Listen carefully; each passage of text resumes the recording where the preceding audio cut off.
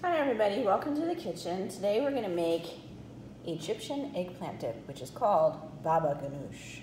I love baba ganoush, and so do my kids. When I worked at the restaurant, I used to bring some home if there was any left over from an event, and they loved it, and the banquet chef taught me how to make it, and I used to just love roasting the eggplant in a hot oven and then pureeing it and mixing it in. So our ingredients are 2 large eggplants, 3 tablespoons extra virgin olive oil, 2 cloves of garlic.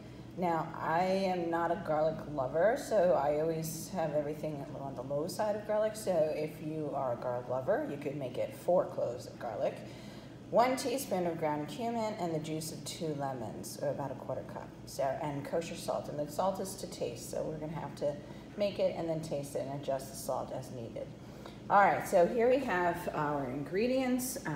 We have lemons, our kosher salt, cumin, extra virgin olive oil, and because there's a lot of oil in the actual dip to taste, you do want to use a good quality extra virgin olive oil, our garlic, and our cutting board, chef's knife, measuring spoons, and I like to use a spoon to scrape out the flesh. After we roast it, we want to remove the skin. Okay, so now our recipe calls for about 3 pounds, which said 2 large eggplants. Now these eggplants did not necessarily look large to me, maybe that one, but those didn't. So I got 3. Now let's double check though. Let's weigh this. So I've got my scale, and let's weigh it and see how much. That's at 0. So let's see how much these weigh. And remember, we're going to remove the skin and the seeds in the stem when we make it. So let's see if we're about 3 pounds. So that's 48 ounces, or we can press tare, and it should give us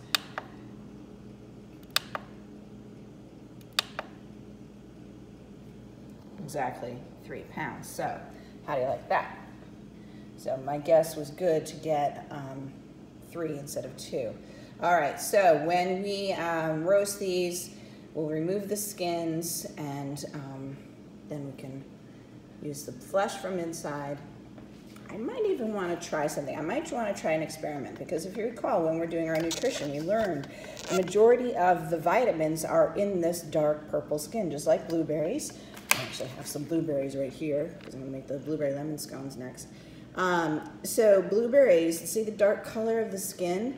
Blueberries are the fruit with the highest amount of antioxidants, and that's because of this dark skin. So just like blueberries, eggplants have this dark skin, and this is where most of our nutrients are in the eggplant. So if we peel it and remove it, we're taking away our nutrients. So I might want to experiment, keep some of the roasted skin, and then maybe puree a little bit of the baba ganoush with the skin and see if it affects the flavor or taste at all. And if it doesn't, then I'm just gonna puree the skin in all the time and keep all those nutrients. So this will be a good experiment. I've never done that before. So I've got to get these cut and then onto a half-sheet pan. I have cut the eggplants in half, and I'm going to brush them with olive oil. So this, I'm going to definitely make sure this is coated. We want to coat the brown exterior of it as well. And then I can't remember which was the better way of doing it, roasting it face up or face down. So I'll roast one face down, the other one face up of each eggplant. We'll see which ones look better, and then that way I'll write it down this time and remember in my recipe, because you make it over and over, and then if you go, like I haven't made baba ganoush actually in over 2 years, unfortunately, although I do love it, but for some reason I just haven't had the time to make it in 2 years. And so I never wrote down the recipe. I just like did it out of my head, and now I'm like, did I face down or face up? This may seem like a very small detail to you, but to me it is important, and I do want to find out. And this time I'm going to write it down and write my recipes. That way if I go another 2 years without making it, I can look back and remember, because my memory is no longer as good as it used to be. So anyhow, we're going to do that and get this into a 400-degree oven, and I'm going to roast them for about 15 to 20 minutes and see how they look. All right, the timer went off. That's 20 minutes at 400. They're looking good, but they're not as roasted as I want. So I'm gonna put them in for another 10 minutes and check it then. There we go, that's the color I'm looking for. So this was about 35 minutes altogether, and I'm gonna get those out of the oven, and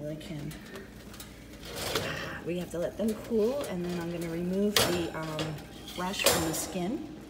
So I'm gonna set that aside for right now. But as you can see, there's a beautiful dark color, and that's what we were looking for.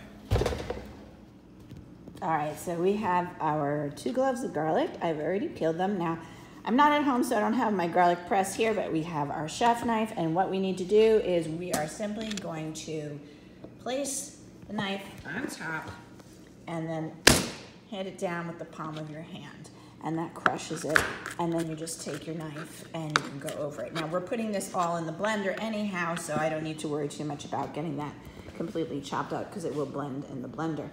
And then here is our roasted eggplant. And as you can see, it's nice all the way through. And I'm gonna use the spoon to scrape all of the flesh off of the skin. And I find that's an easy way to do it. And we're just gonna put it into our blender. So that's gonna take a little while, and I'll come back. All right, so if you recall, I was trying to decide or remember how best to roast these. Do I do it cut side up or cut side down? And if you look now, I see that it should be cut side down. This cut side up, it dries out and is not as smooth. This, you can see all the moisture is still here and is a lot smoother and easier to peel as well. So I have to write down in the recipe, cut side down when I'm roasting. All right, and we need a ½ cup of lemon juice. So that I've got a little bit already, and I've already sliced it. Now before you slice it, you always rub a lemon back and forth, pressing down firmly on the cutting board. That helps release the juices inside of it and makes it easier to cut. And then once you cut it, if you don't have a reamer, you just stick a fork in it, squeeze it, and then remove all of the seeds. So as you squeeze, your seeds can fall in there, and then you just remove them with the fork if you do have any. So we need a ½ cup